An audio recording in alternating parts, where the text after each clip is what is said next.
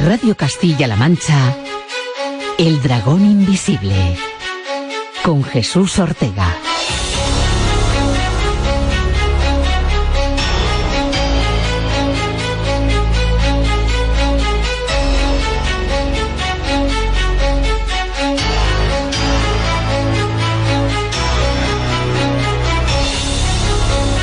Bienvenidos una semana más a El Dragón Invisible en Radio Castilla-La Mancha.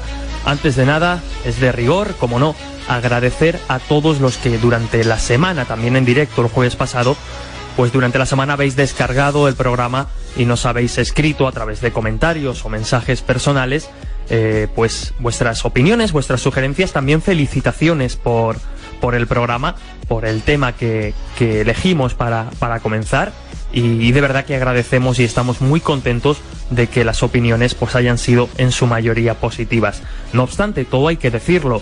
En referencia a una de las preguntas planteadas la semana pasada a nuestro invitado, el periodista Carlos Escolá, concretamente la pregunta relacionada con el cigarrillo electrónico, pues una asociación, concretamente la Asociación Española de Usuarios de Vaporizadores Personales, la ANESVAP, pues ha escrito una carta abierta a nuestro invitado, en este caso a Carlos Escolá, en la que matiza, en la que pues da, digamos, una versión diferente de lo dicho por nuestro invitado referente al cigarrillo electrónico. Nuestra labor es informar de la existencia de esa carta para que todo aquel que quiera leerla, que quiera contrastar o quiera ver esos datos que esta asociación tiene a bien presentar a raíz de esa información, pues pueda consultarla. La dirección es www.anesvat.org y ahí podréis encontrar la carta dirigida a Carlos Escolá.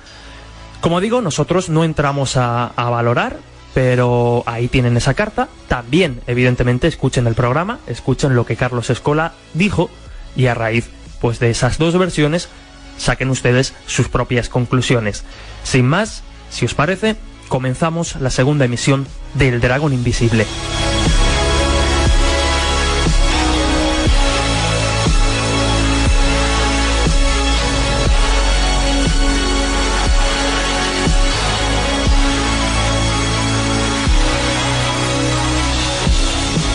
Descubre el misterio de una forma diferente.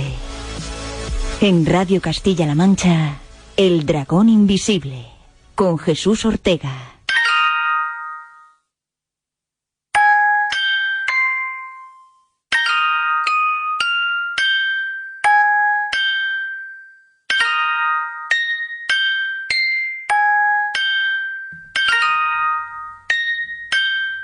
En el programa de hoy del Dragón Invisible hablamos de un clásico dentro del mundo de las anomalías.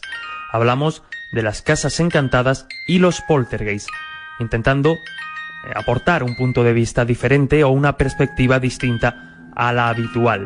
Antes de nada queremos hacer una serie de matices, establecer una serie de diferencias entre las casas encantadas y los poltergeists, porque sí que es cierto que debido a su parecido, a sus fenómenos similares, suelen confundirse. A veces incluso van de la mano, pero no son lo mismo. Básicamente las diferencias que podríamos establecer son: en una casa encantada los fenómenos se asocian al lugar, es decir, son fenómenos que persisten en el lugar, esté quien esté en ellos.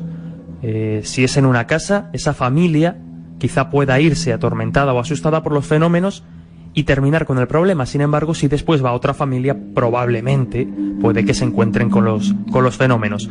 Estamos hablando en base a los casos, a la casuística recogida durante años. No estamos hablando de ciencia o algo 100% confirmado. Sin embargo, cuando hablamos de poltergeist, hablamos de fenómenos que se asocian a una persona. Es decir, el fenómeno persigue a la persona. Imagínense que tienen en su casa pues un supuesto fenómeno de estas características y creen que es cosa del lugar y se marchan del hogar. Si estamos hablando de un poltergeist, el poltergeist perseguirá a esa persona vaya a donde vaya. Es decir, en una casa encantada, los fenómenos se asocian al lugar y persisten en él, y en un poltergeist se asocia a una persona concreta y persigue a la persona. De hecho, también el concepto o el factor temporal es importante, porque mientras en la casa encantada el fenómeno persiste o se prolonga en el tiempo, el poltergeist se diluye. Tiene un inicio y un final, puede ser de unos días, unas semanas o unos meses, pero empieza y acaba. Sin embargo, y como digo, en base a la casuística recogida durante años, en la casa encantada ese fenómeno en principio no desaparece tan fácilmente, sino que sería más persistente en el tiempo. Otra de las características es la virulencia. En las casas encantadas suelen ser fenómenos menos virulentos, es decir, menos agresivos, más imperceptibles, por así decirlo, y en los poltergeist, debido a un estado de estrés o a un estado emocional complejo, pues suelen ser, por así decirlo, más agresivos, más escandalosos. Pero si les parece, para verlo más claro, vamos a poner un ejemplo. Y nos tenemos que ir a la provincia de Cuenca, más concretamente a la misma ciudad de Cuenca, donde hace un tiempo, pues recogí o entrevisté a un testigo que nos contaba un caso que podríamos asociar a Casa Encantada, y ahora veremos por qué. El testigo nos contaba que cuando se mudan allí en 2012, no era una familia, era un piso, digamos, de estudiantes, pues se mudan y empiezan a percibir ya desde el principio, a los pocos meses, cosas como la siguiente. La lámpara, una lámpara con un trozo de cable, tiene un trozo de cable así, da vuelta. Y ponerse a dar vueltas, tampoco una cosa súper excesiva, pero bastante, que se nota, ¿no? Bastante coherente. Es decir, no lo vi yo, sino que un compañero, eso fue lo primero que pasó, pero... ¿Qué lámpara es esa? Pues una lámpara que está ahí en el antiguo salón, que nada, pues tiene un trozo de cable así, que lo puede rotar. O sea, no es como estas que están fijas, ¿no? Y pues un compañero estaba pues, a las 5 de la tarde, pues al principio de empezar el piso. Y estaba con el gato en la mesa de la habitación y estaba el sol en el piso. Y nada, estaba fumando un cigarro y de repente pues vio la luz como una discoteca un poco rara. Y ya cuando dice que miró para arriba, se quedó decir, ¿y eso? Y lo que te digo, o sea, dice que estaba rotando bastante. O sea, que no había ninguna corriente de nada. Miró cuando hizo la ventana, vio que está cerrada y dijo, vale. Terminó de fumarse el cigarro y dijo, me voy. Desde luego el fenómeno relatado por el testigo pues podría tener una explicación más sencilla que algo relacionado con el más allá. Puede deberse a una serie de vibraciones provocadas en el piso de arriba, una corriente de aire que ellos no percibieran, pero bueno, es una serie de fenómenos que ya les pone en alerta. Hablan también de barullo, es la palabra que utilizaban, mucho ruido en lo que era el hall del piso, en la entrada del piso, y que según los testigos no procedía de fuera ni de otros pisos. Pero bueno, esa clase de ruidos también podrían tener una explicación racional antes que pensar en algo extraño, algo sobrenatural. También hablaban de cómo ellos tenían dos mascotas, un gato y un perro, y cómo escucharon una serie de ruidos, una serie de pisadas por el pasillo, que pensaron que se trataba de los animales, pero los animales estaban durmiendo a su lado. Insisto, los ruidos, el movimiento de la lámpara podrían tener una explicación mucho más sencilla antes que recurrir a lo paranormal, a lo sobrenatural. Sin embargo, hay un fenómeno que sí que llama la atención. Es bastante curioso porque podría deberse a un error, pero hay un efecto físico que es difícilmente explicable, y así no lo contaban los testigos. Luego, por ejemplo, el otro día estaba este mismo compañero, estaba aquí con una amiga, y venía del pasillo y apagó la luz. O sea, porque él se acuerda perfectamente, la chica luego cuando venía le vio perfectamente cuando la apagó. Se metió aquí al salón, estaban viendo la tele, y a los minutos de repente dice que la luz esta se apaga. ¡Pum! Y coge, y a los segundos la tele también ¡pum! Se apaga. Así, hostia. Y miran, y claro, como esta puerta es de cristal y la luz del pasillo está encendida. Sí, claro, mi amigo si le gusta estas cosas, si creen ellas y tal, ya tiene alguna experiencia de pequeño y que le causó así un poco. Y se quedó así, dice, Tere, ¿has visto lo que ha pasado? Y dice, sí, no, perfectamente. Bueno, pues fue, se levantó y fue a encender esa luz y no encendía. Joder, no enciende. Bueno, pues la bombilla estaba salida dos vueltas. ¿Qué? Esta lámpara estaba, claro, ya cuando esta fatal, no sé qué tal. Y ya he cogido y dije, me cago en leche. Y fue a dar la luz, así mismo dijo, coño, hasta que se dio cuenta que la bombilla, o sea, no estaba salida, pero estaba desenroscada dos vueltas. Y se quedó así, me cago en la puta.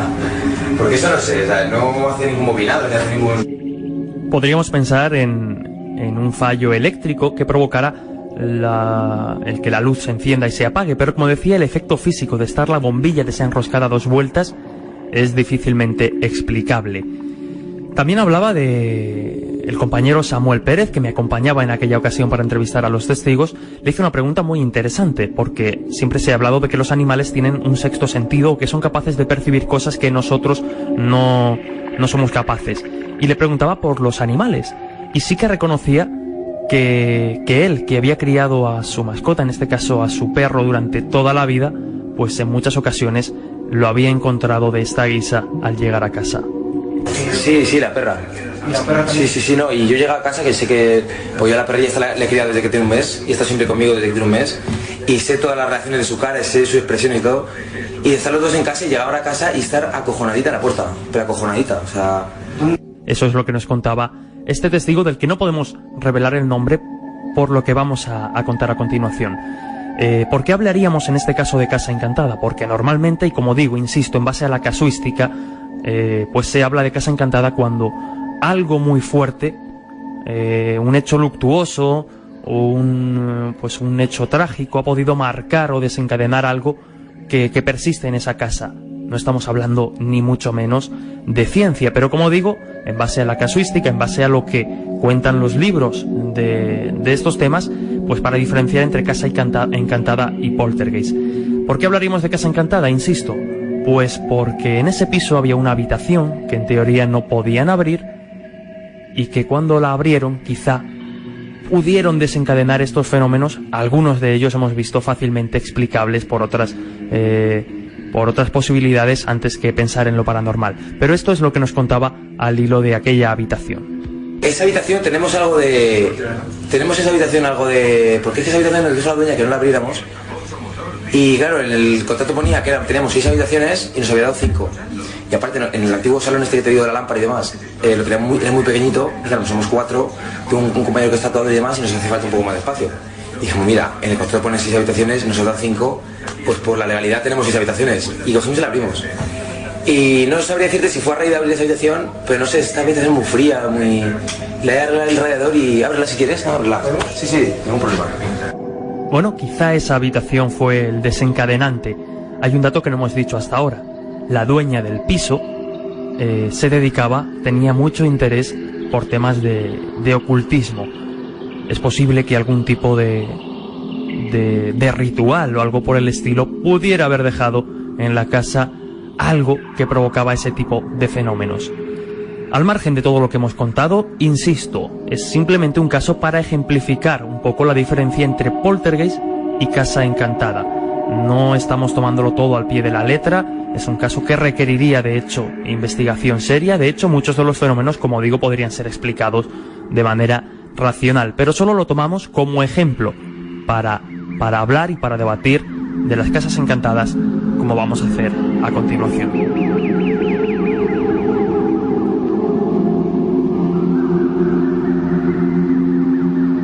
Yo solo quiero saber por qué el fantasma no se ha ido. Lo siento, me está costando mucho decirlo. No se preocupe. Ha muerto, pero no ha podido marcharse, o no ha querido por alguna razón. Un espectro es distinto, es como una grabación de luz, como una película antigua. El poltergeist, por otro lado, siempre ha estado asociado con el psiquismo de alguien vivo. Después de todo, este fenómeno empezó en su otra casa y le ha seguido hasta esta. Cuesta creer que se trate de 2 casas encantadas, ¿no le parece? Pero somos científicos y teníamos que comprobarlo.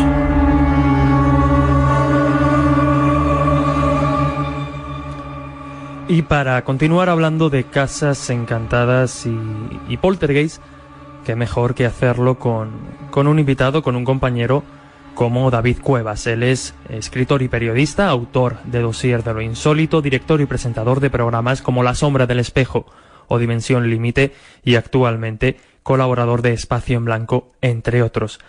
¿Qué tal, David? Un placer que estés con nosotros en El Dragón Invisible.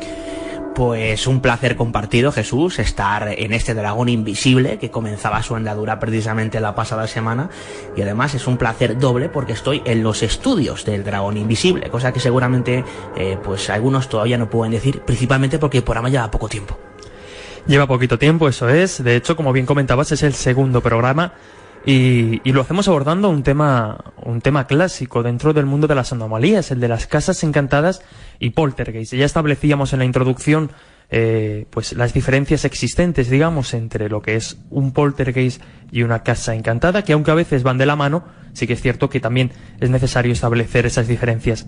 Pero como decía, el invitado, en este caso tú, pues conoce muy bien lo que pasa en ese tipo de lugares, porque has recorrido España en busca de casos relacionados con este tipo de fenómenos, el de casa encantada y el de poltergeist.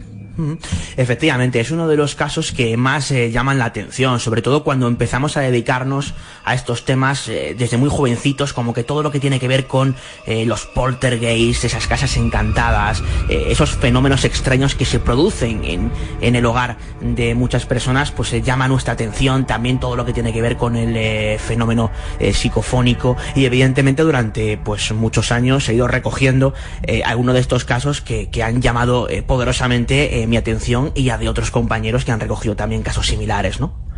Empezábamos el programa intentando ejemplificar un poco pues esas diferencias, y lo hacíamos con un caso en Castilla-La Mancha, concretamente en Cuenca. Tú has recogido casos de estas características también en la región, también en Castilla-La Mancha. Por ejemplo, uno de ellos, si no recuerdo mal, en Miguelturra, Ciudad Real, ¿verdad? Efectivamente. Esto tuvo lugar en 2009. Yo recibía una llamada, de hecho, pues precisamente comenzando el año, pues el primero o segundo día de enero, por parte de un familiar, diciéndome que algo extraño estaba pasando en una urbanización de la provincia de Ciudad Real, más concretamente, como bien decías, en el pueblo de Miguelturra. La urbanización se llama Margarita Nelken, y resulta que todo empieza cuando la empresa de telecomunicación que regentaban las personas que me informan de este hecho me comentan cómo inicialmente hay una queja de una vecina de esa comunidad de vecinos de Miguelturra, porque al parecer se escuchan unos golpes tremendos en el techo de la casa, y ella los aludía a una mala colocación de la antena en sí. Entonces, bueno, pues la empresa manda a 2 antenistas para arreglar el entuerto. Cuando los 2 antenistas llegan y suben al techo, ven que entre los dos son incapaces de mover la antena. Es decir, la antena está perfectamente colocada. Al hablar con la señora, y bueno, pues preguntarle sobre los hechos más concretamente, sobre qué es lo que está pasando, porque la antena está bien colocada, esta señora hasta cierto punto se derrumba. Esto es lo que me llega a mí, ¿no?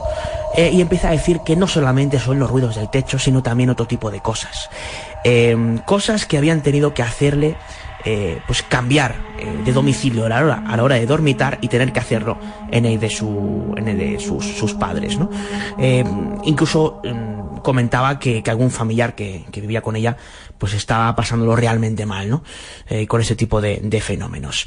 No solamente esto, sino que también cuenta cómo varios vecinos de la comunidad, en una de estas reuniones de vecinos, empiezan a comentar cómo otros de estos moradores de las casas colindantes habían empezado a sufrir también fenómenos curiosos. Recuerdo, por ejemplo, uno de los casos de una mujer que explicaba cómo su hijo estaba padeciendo de terrores nocturnos. En fin, hay casos que me cuentan esta historia, y yo al día siguiente, prácticamente como quien dice, me planto en Miguelturra y en Ciudad Real para intentar averiguar qué está pasando ahí. Me entrevisto con alguno de los antenistas, me persono en la urbanización como tal, Margarita Nelken, buscando a la persona que informa inicialmente de estos fenómenos. No la localizamos, pero aprovechando que estábamos por ahí, mi compañero Ramsés y yo, pues entrevistamos a todos los vecinos, aproximadamente unos 40 vecinos de la comunidad, preguntando si alguno de ellos podía atestiguar que se hubiera producido algo extraño. Y el caso es que la mayoría de los vecinos con los que hablamos no nos reportaron ninguna cosa especialmente llamativa referente a estas cuestiones. Total, consigo hablar con la presidenta de la comunidad, consigo hablar también con algunas personas que me cuentan o me ponen sobre la pista de algo que riza aún más el rizo de lo que inicialmente era una historia que se asemejaba mucho a lo que podemos ver en cualquier película de terror de estas características. Y es que unos años antes, más concretamente en 2004, en un periodo comprendido de 1 año y medio, digamos que inicialmente se empieza a excavar para construir esa urbanización, que no dejaba de ser, en este caso, bueno, pues casas de nueva construcción, y se encuentran con un buen puñado de huesos.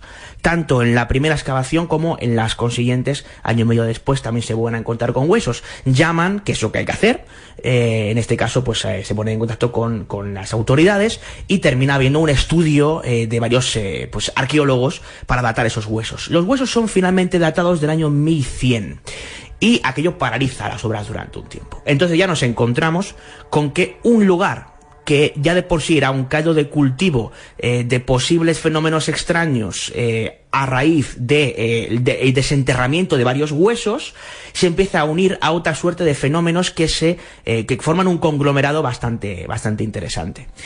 Bueno, pues yo consigo entrevistarme con el arqueólogo, pues voy al ayuntamiento, me entrevisto con personas del ayuntamiento, también consigo los recortes de prensa de los enterramientos, me hago incluso con el informe completo de los antropólogos del desenterramiento de esos huesos.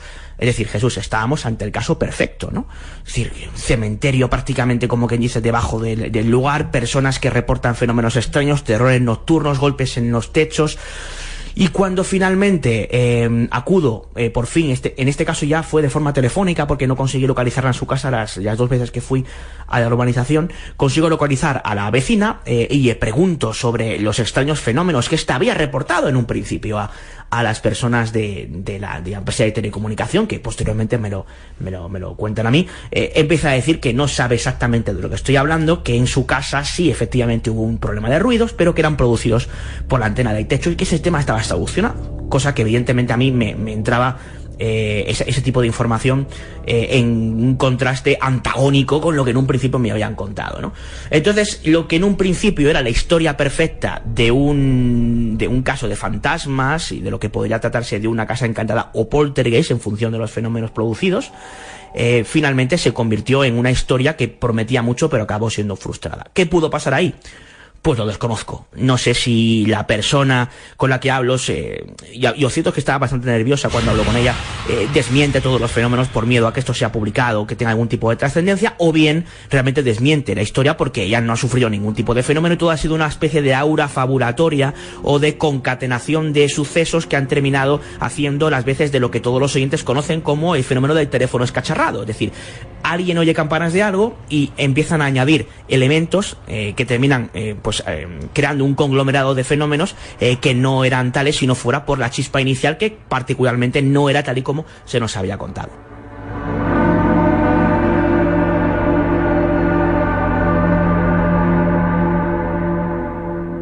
Un caso, como bien decías, de película. De hecho, con el añadido del cementerio, pues muchos oyentes seguramente estén pensando en la película Poltergeist, ¿no? Pero al margen de eso, hacías alusión, sacabas a relucir un concepto que me resulta muy, muy interesante, sobre todo para tener en cuenta a la hora de investigar o de recoger o de leer esta clase de historias. El aura fabulatoria. ¿Cómo lo explicarías para los oyentes que no hayan escuchado nunca qué es esto del aura fabulatoria? Bueno, es un término que se acuña por parte de los miembros de la Sociedad Española de Parapsicología, de la cuyo presidente creo que estará en breve aquí en el Dragón Invisible. Y bueno, ahí te lo puedo explicar mucho mejor que yo, pero para que nos entendamos es lo que podríamos denominar un efecto bola de nieve, ¿no?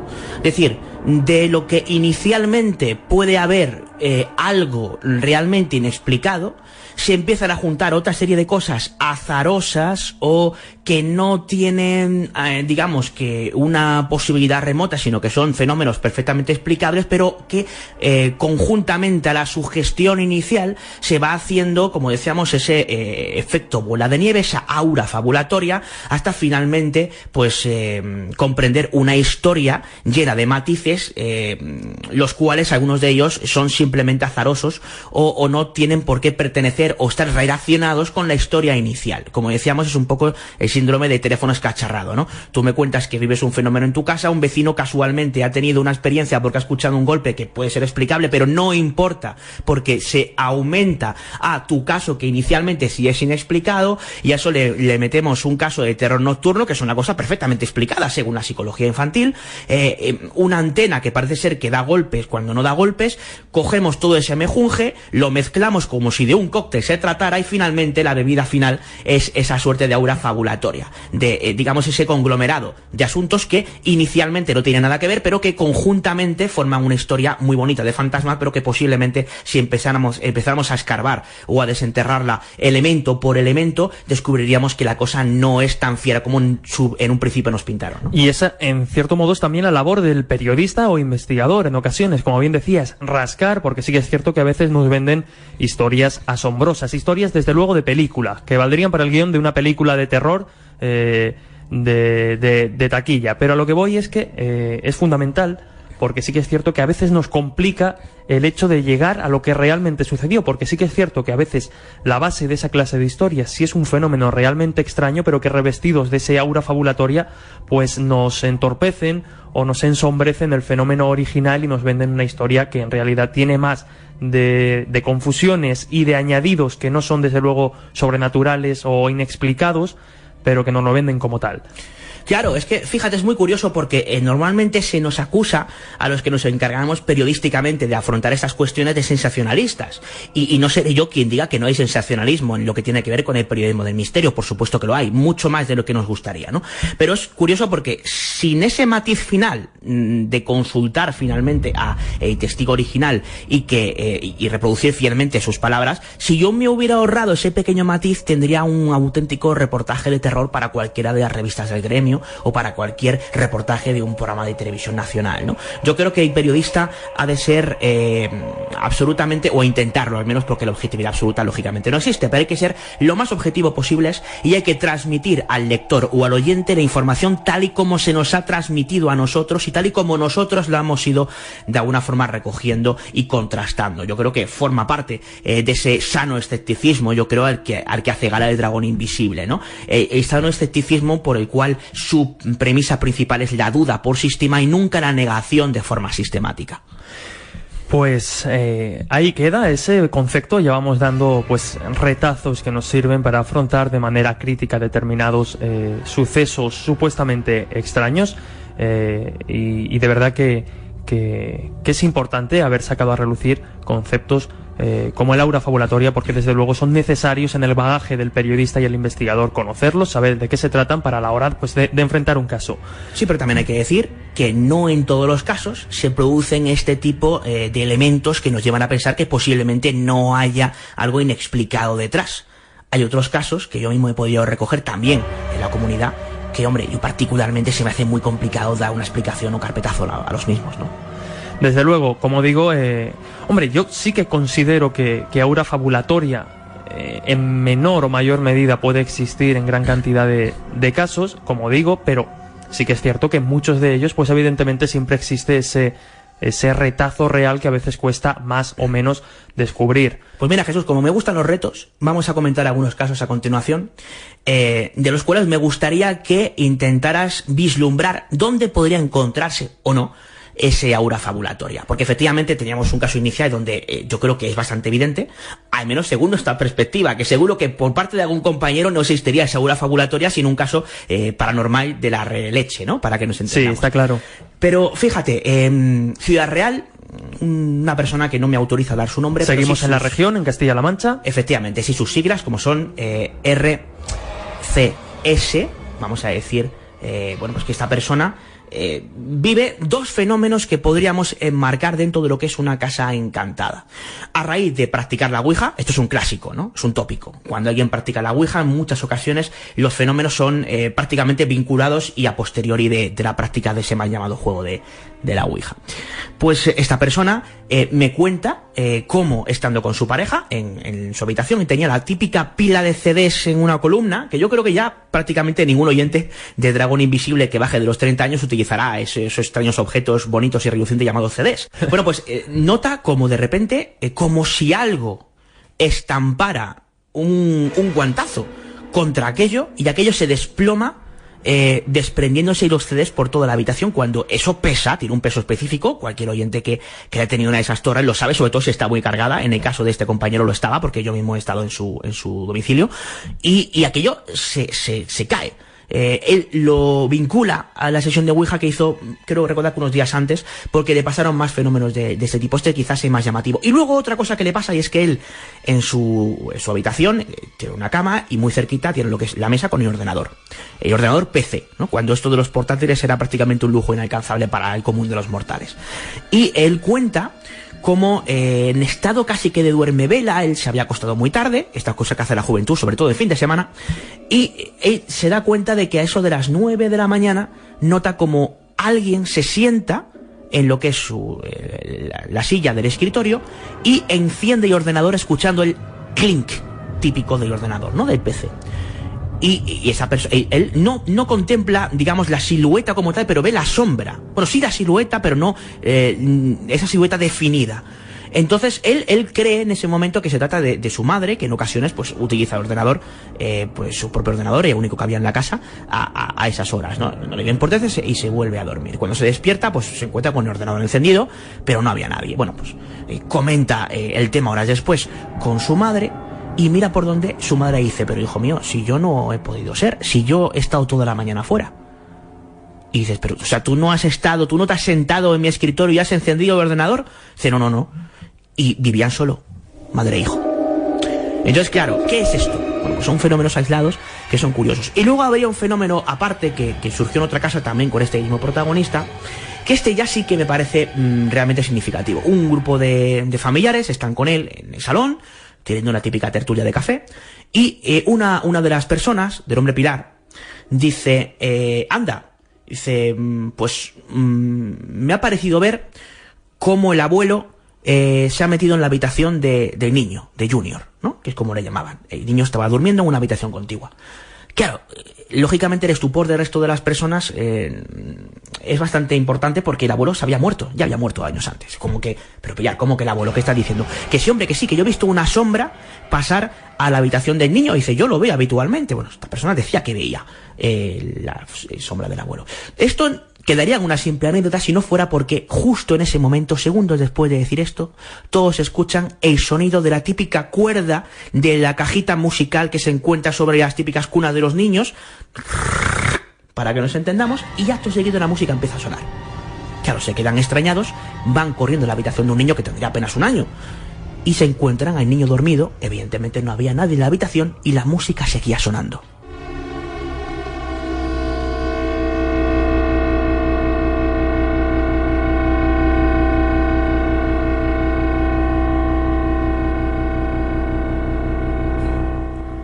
Desde luego el último fenómeno, el del niño, el de la música, es cuanto menos inquietante y difícil de explicar.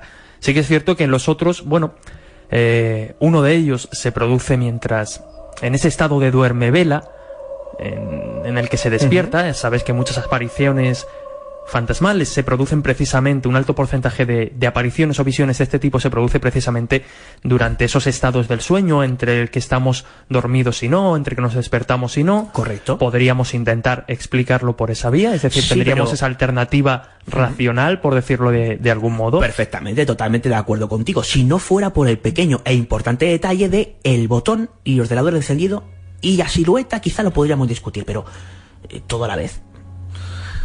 Complicado, ¿eh? Como decía David, yo estoy, digamos, adoptando el rol más escéptico en esta ocasión, pero hay una cosa clara. Pero sé que te sientes cómodo con ese rol, ¿eh? Hay una cosa clara, y creo que en esto estamos de acuerdo los dos. Al margen de la posible explicación que le demos al fenómeno, el fenómeno existe, se produce, y eso es innegable. El fenómeno es real. Es decir, cuando una persona te está contando ese tipo de experiencias, y además cuando esas experiencias se acumulan, no son azarosas, no son, digamos que, fenómenos que se producen de forma absolutamente independiente a los que se le podría dar una otra explicación. Un golpe, por ejemplo. Esto es un golpe, ¿no? Bueno, pues ha podido producir porque a lo mejor no estábamos controlando, a lo mejor ha sido un vecino. Un susurro, pues efectivamente lo mismo. Una luz que se enciende y apaga, puede ser algún tipo de problema de tendido eléctrico. Un ascensor que sube y baja solo, ha pasado más de una ocasión, ¿no? Pongo un ejemplo muy sencillo, como comentábamos en la introducción. Como habéis escuchado, había un caso precisamente de luces que se encienden y se apagan, pero lo que se encuentra el testigo es la bombilla desenroscada. Es decir, la luz se puede apagar, se puede encender, bueno, pero si ya te encuentras la bombilla desenroscada sin haberlo hecho tú, pues es curioso, ¿no? Es curioso. Y además, ahora te voy a poner el reto de los retos. Me encanta esto. Porque nos vamos a salir, si nos lo permiten los oyentes de Radio Castilla-La Mancha, de la comunidad de Castilla-La Mancha, para hablar de otro caso que se produjo en este caso, valga la redundancia, Zaragoza. Nos vamos a Aragón y vamos a escuchar el testimonio de David Roussel, que es una persona que, bueno, su hermano se ponía en contacto conmigo hace varios años y me explicaba a muy grandes rasgos que algo extraño había pasado en el piso de su hermano David.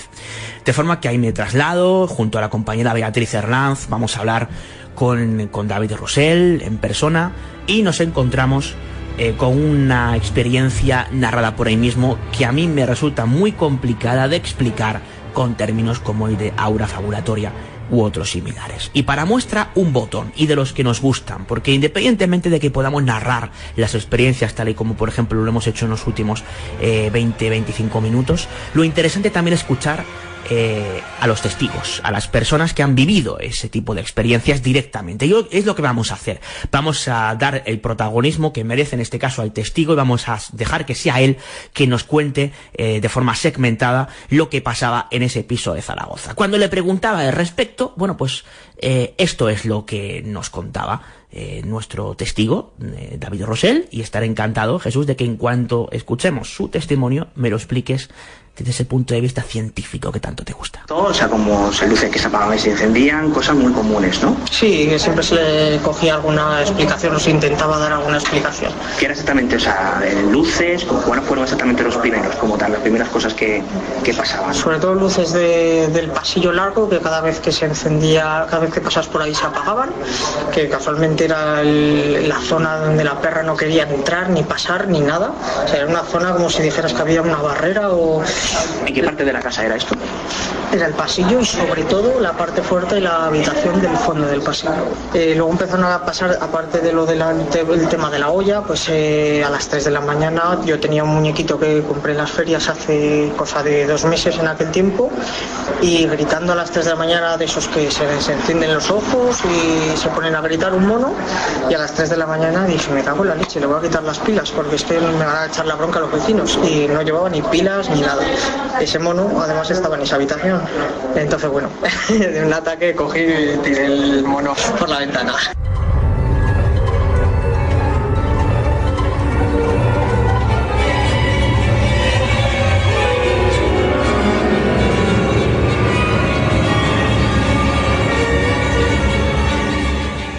Bueno, desde luego... es curioso, ¿no? Como mínimo es curioso. ¿Qué defensa más buenas tenemos a los que nos llaman o como me decías antes, testigo, con lo de curioso, como mínimo curioso, ¿no? Nos mordamos las espaldas. Ahora explícame cómo, porque que el mono se pueda activar solo porque tenga algún tipo de defecto, eso se puede entender. Hasta ahí vale. Es decir, que esté apagado y de repente se encienda. Pero que cuando intenta apagarse se descubra que el problema del mono es que no tenía pilas. ¿Cómo un mono funciona sin pilas? Pues eso me sigo preguntando. Bueno, pues si te parece, volvemos a dar el protagonismo a David para que nos siga contando su historia, porque los fenómenos van a más. Y algunos son bastante más inquietantes que lo del muñeco funcionando solo. ¿Lo escuchamos? ¿Y lo de la olla que me has comentado antes? Lo de la olla es una cosa muy rara. O sea, siempre se había caído algún vaso o alguna olla o igual dices, lo he dejado en la esquina y tal, pero un día sí que vi la olla saltar, o sea, saltar literalmente. Pues, o sea, como dar saltitos. ¿Hasta qué? Sí, hasta que cae. O sea, es como cuando dejas una pelota que va botando y se va alejando y se va cayendo, pues es lo mismo. Entonces dije, y luego después del tema de, he de decir que estaba con una chica, tema de estar durmiendo en la cama y claramente tocar en el cabecero, o sea, golpes fortísimos. Ya te empiezas a mosquear. Durmiendo, supongo, ¿no? Durmiendo. Y la verdad que lo fuerte en ese espacio de tiempo fue el poder ver como la manillera era de manillera de las puertas viejas, como moverse sin parar, igual quizás durante un minuto hasta abrirse la puerta de un portazo, clun, clun, clun, clun, clun, clun, clun, clun, clun, clun, clun, y abrirse, y entonces ya vamos literalmente cagarnos.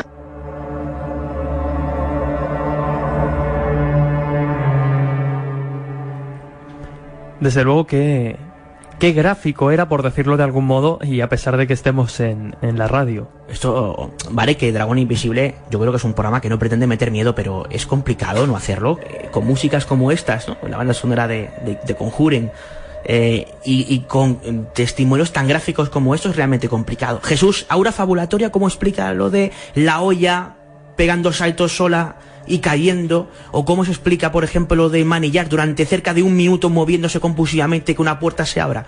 ¿Como un golpe de aire? ¿Como algo azaroso? ¿Cómo lo explicas esto? Desde luego, una explicación válida para estos fenómenos no no la tenemos en estos momentos. Son dignos de investigación seria, pero se complica investigar este tipo de fenómenos precisamente por eso, porque en realidad cuando tú vas a buscar, o vamos a decirlo, a cazar el fenómeno y no se produce, no tienes una materia de análisis más allá del testimonio del testigo. Efectivamente, son fenómenos que no son repetibles y por tanto, según la ciencia, no serían demostrables.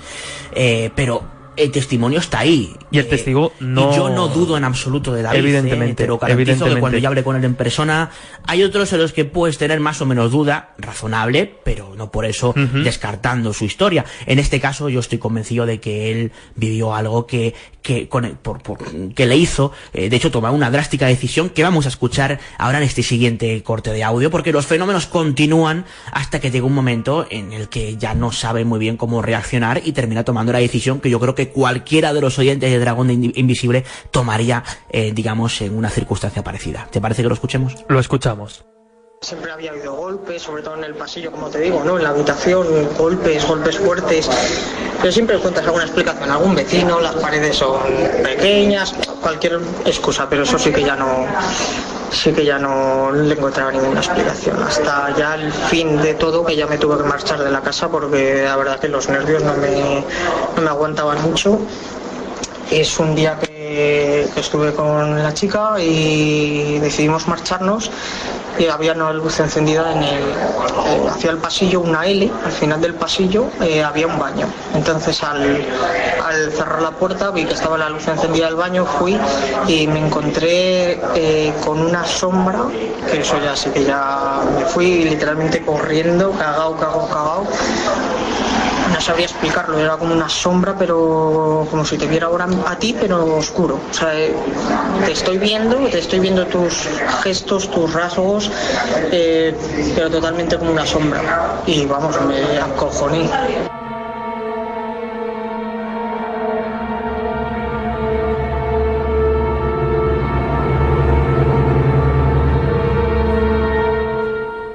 Una sombra en el baño, unos extraños golpes y lo más importante y reseñable de este audio que escuchábamos, que se tiene que ir de la casa. Poca broma, ¿eh? Poca broma. Claro, no estamos hablando de un fenómeno que se produce de forma independiente y que te haga pensar. Incluso ahí mismo se nota como de forma escéptica él mismo dudaba. Es decir, algunos golpes puede tener una explicación, algunas luces, pero claro, lo de la sombra... o lo del muñeco o tantas cosas, llega un momento en que deciden que ponen pies en polvorosa y se cambian de casa. Y fíjate, entramos en el fantástico mundo de las interpretaciones, porque seguramente cualquier oyente de Dragón Invisible ahora mismo pensará, bueno, eso es un espíritu. U otro dirá, eso tiene que ser un tema de algún tipo de entidad fantasmal, independientemente de cómo esté producida, ¿no? Habrá quien diga, no, eso seguro que tiene una explicación absolutamente lógica, pero seguro que pocos oyentes imaginan la explicación que se le da a David por parte de lo que él define como una tarotista de la zona y de lo que él encuentra, y a raíz de lo cual él termina dando una explicación pues que se aleja bastante de los tópicos de lo que podríamos considerar un caso de poltergeist o casa encantada, al menos tal y como estos son conocidos, ¿no?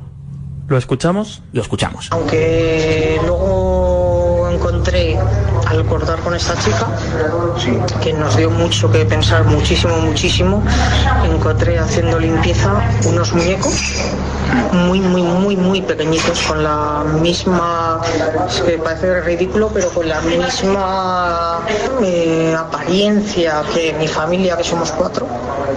Ya te digo, eran como chiquititos, hechos como con palillos o como con paja, en una cajita, escondidos en un rincón de la casa.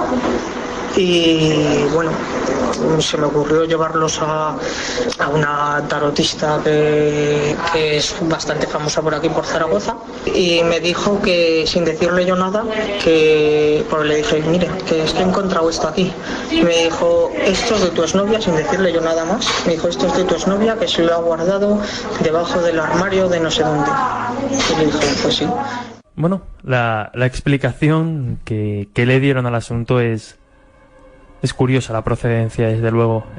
Quien se la dio no deja de levantar ciertas dudas, o habrá a gente que le levante dudas, pero es curioso. Sí, porque independientemente de esa explicación de mal de ojo, de suerte de pequeño ritual vudú, por esto de los muñequitos que conformaban, digamos, esa familia, los fenómenos están ahí.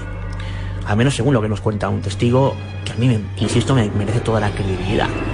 Y explicar, aunque sea de forma separada, cada uno de esos fenómenos, a mí se me antoja ampliamente complicado. Desde luego, pero el tiempo es el que es y creo que hay que ir dejando este tema de casas encantadas. Lo dejaremos como parte 1 porque desde luego el tema da para muchísimo más análisis, muchísimos más casos y muchos más programas que haremos si vosotros queréis. Pero David, antes de despedirte, sí que me gustaría comentar que a continuación va a estar con nosotros un doctor en psicología, Óscar Iborra, explicándonos en cierto modo qué es la sugestión, porque seguramente habrá mucho público que piense, bueno, es que estos casos muchas veces tienen que ver con la sugestión, con los sustos que uno se lleva y probablemente pues sea lo que provoca que vean o que sientan determinadas cosas. Bueno, que inequívocamente algunos incluso pueden pensar que esto se tiene que deber a un hecho paranormal inexplicable y que en absoluto puede tener nada que ver con la psicología. Yo creo que Óscar Iborra va a sacarnos de duda a ese respecto. Nosotros, que pues somos periodistas, nos hemos formado, nos hemos licenciado en una universidad y teniendo ciertos conocimientos académicos, somos incapaces de afrontar estas cuestiones desde el punto de vista psicológico, y para ello pues está bien recurrir precisamente en este caso a todo un doctor en psicología que de hecho es experto en este tipo de temas. Pues David, muchísimas gracias de verdad por estar con nosotros aquí trayéndonos casos en primera persona recogidos por ti a pie de calle o a pie de campo, como lo prefieras. Recordar que muchos de ellos están recogidos en Dossier de lo Insólito. Si los oyentes están interesados pueden acudir a ese libro porque hay muchas más historias como esta, no solo relacionadas con casas encantadas y poltergeist, sino también con ovnis, también entrevistas precisamente a estos expertos que entienden de esto mucho más que nosotros, y yo creo que es un libro pues que si el público está interesado en estas materias y disfruta del Dragón Invisible a pesar de llevar pocas emisiones, puede acudir a él, a Dossier de lo Insólito. Pues muchas gracias, y bueno, ahí has soltado una idea, ¿para cuándo un Dragón Invisible sobre ovnis en Castilla-La Mancha? Pues no tardaremos mucho, ovnis en Castilla-La Mancha, ovnis y militares, el tema ovni da para muchísimo y lo haremos en breve. David, muchísimas gracias, un abrazo y hasta la próxima. Un abrazo invisible, compañero. Descárgate ya en tu dispositivo iOS o Android la aplicación de CMM, Castilla-La Mancha Media, la mayor agencia de noticias de Castilla-La Mancha, para que seas el primero en contarlo.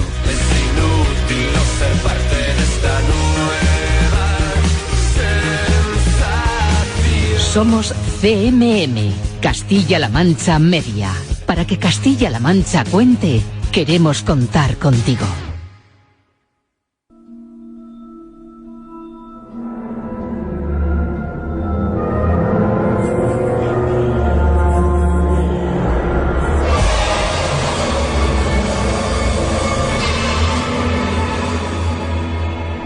Como anunciábamos antes de la publicidad, hemos querido preguntar a un experto en psicología para que nos aclare algunos puntos relacionados con el tema de esta noche, con el tema de las casas encantadas. Hay mucha gente que asocia este tipo de fenómenos, este tipo de casos, a la sugestión.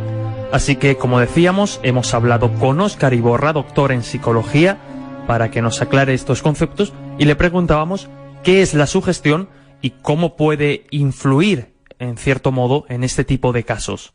Pues no, la sugestión, por definición, es la influencia sobre la actividad o la acción de otra persona, ¿no?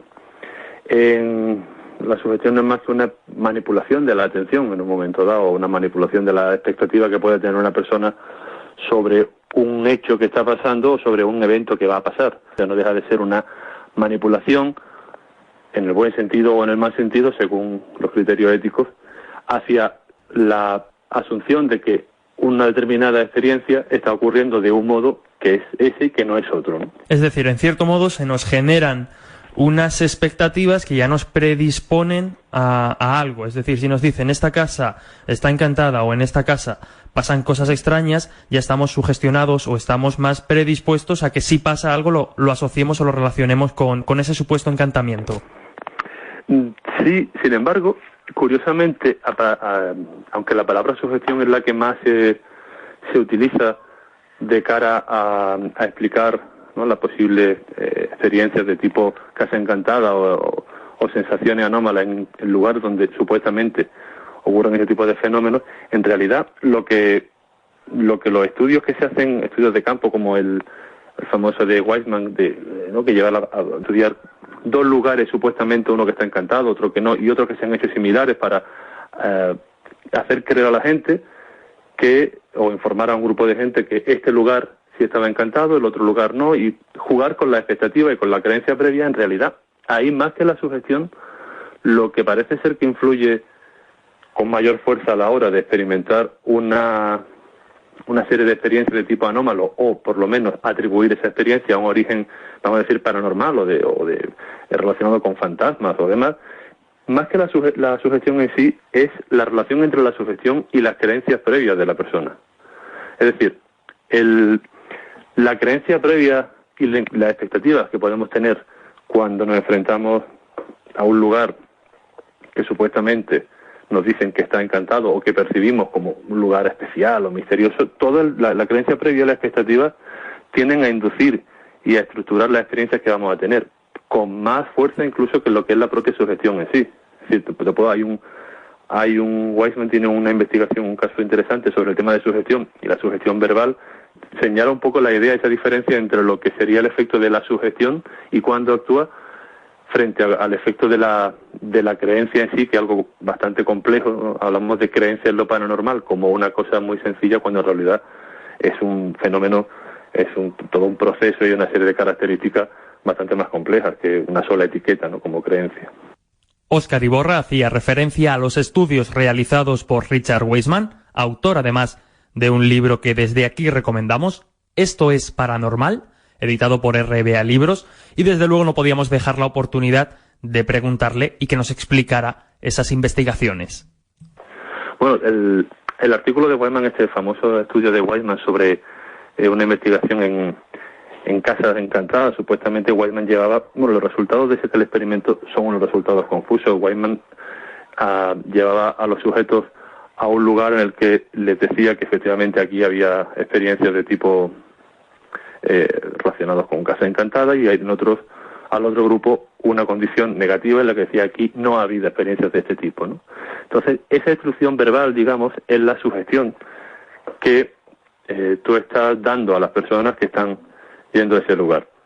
Sin embargo, lo que correlaciona más con con que las personas atribuyan un significado paranormal a cualquier evento que haya podido tener, ya sea una impresión física, al final las experiencias de este tipo no dejan de ser experiencias subjetivas. Hay una puede ser una visión, puede ser una sensación, una presión, algo de carácter físico, un temblor, etcétera. Entonces, atribuir eso a un significado paranormal está más relacionado con una creencia previa. Y de hecho, las personas que creían en lo paranormal, que esto es una forma muy simplona de decirlo, pero las personas que creen en lo paranormal eran más sensibles, digamos, a esa sugestión. Es decir, tomaban esa sugestión como que ese lugar era un lugar encantado, y ahí, en esos sitios, en esa área determinada, experimentaban una serie de sensaciones mayores o más sensaciones que ellos atribuían como sensaciones paranormales frente al grupo de personas que no creían en esto. No menos se seguía produciendo. Estar en un lugar supuestamente encantado, y en donde las frases que pueden funcionar como una sugestión aparentemente más fuerte en ese sentido es como, oye, ¿notas cómo la temperatura estaba cambiando? ¿O notas ese ruido como está por ahí? Es decir, la sugestión como tal es menos fuerte o una influencia más sutil que las creencias, pero quizá en el momento determinado en el que la estás dando puede tener más influencia durante la visita a ese lugar encantado que a lo mejor previo a ir a ese lugar de investigación y contarle, porque hay otros estudios incluso posteriores donde se cuenta, si se repite el mismo procedimiento y le cuenta a la gente, vamos a ver un lugar donde ocurren cosas. Eso es una sugestión a través de una instrucción verbal, y el efecto no es tan grande como, por ejemplo, el efecto de la creencia en lo paranormal. O sea, es un poco como que se habla mucho de sugestión cuando hay otros factores que están relacionados, pero quizá tengan más peso, ¿no? Pues esa era la opinión de un experto, como decíamos, el doctor en psicología Óscar Iborra, al que agradecemos enormemente su participación en El Dragón Invisible, y lo invitamos a participar todas las veces que quiera, porque desde luego para nosotros es un lujo y un honor contar con gente de su nivel. Si quiere, lo invitaremos a hacer un debate más profundo sobre estos temas que comentábamos y sobre las investigaciones que se han realizado, investigaciones científicas en todo lo que tiene que ver con lo paranormal.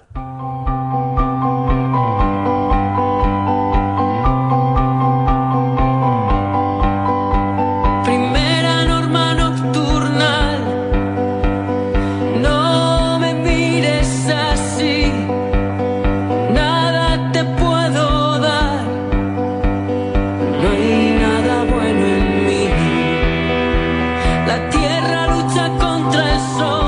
Pues hasta aquí llegamos, una semana más en El Dragón Invisible en Radio Castilla-La Mancha, ahora Castilla-La Mancha Media, y espero que hayan disfrutado del programa, espero que hayan aprendido, los invitados han sido de nivel, tratando un tema clásico, intentándolo hacer desde otra perspectiva, y solo me queda recordar las vías de contacto.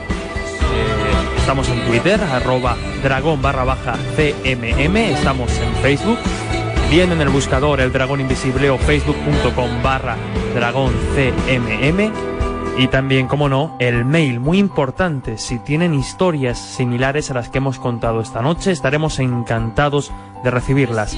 El mail, dragoncmmedia@gmail.com, dragoncmmedia@gmail.com.